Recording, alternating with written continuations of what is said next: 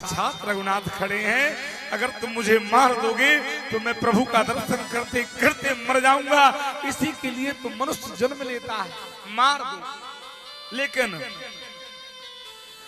बरुतीर मारहूं लखन पे, जाब लागी ना पाए पखारी हो, जब लगी ना पावे पखारी हो। बिना पैर धुलाए तो नहीं, तब लगी ना तुलसीदास